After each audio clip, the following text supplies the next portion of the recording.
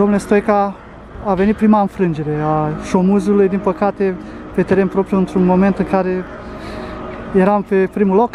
Cum ați văzut meciul de astăzi? Da, bună ziua! Eram pe primul loc, cred eu că vom mai rămâne încă pe primul loc. Trebuia să fim puțin mai atenți, dar asta e diferența între a fi o echipă matură, a fi un lider și o echipă care este în creștere și care trebuie să obișnuiască că a fi lider înseamnă cu totul și cu totul altceva.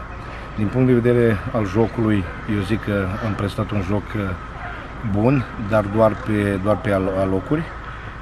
În schimb, am întâlnit o echipă Ceahlău foarte bine organizată, în care s-au închis bine și este exact ceea ce le-am spus lor și băieților la vestiar, că din momentul ce am devenit lideri, echipele se apără diferit, echipele vor fi mult mai atente la noi și noi vom avea de jocuri mult mai grele. Felicit pe această cale de Ceahlău și sper ca miercuri să reușim să fim o altă echipă.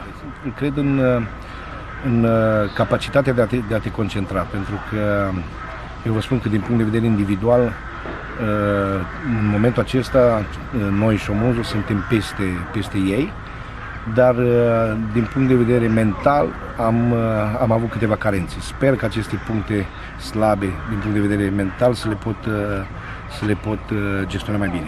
I-ați strâns la centrul terenului la sfârșitul jocului. Ce le-ați spus? Le-am spus că aici se face diferența între un lider și o echipă normală. Le-am spus că ca să fim lideri trebuie să fim mai uniți, ca să fim lideri trebuie să fim mai concentrați, ca să fim lideri trebuie să practicăm un alt joc. Urmează un alt derby. După cupă urmează derby cu Rădăuțul. Da, dar până la derby cu Rădăuțul mai avem un joc cu Ceahlău și care vreau să-l gestionez diferit. Vreau să-l abordăm diferit, vreau ca să aduc victoria de partea noastră și de-abia după acest joc mă voi gândi și la Rădăuț.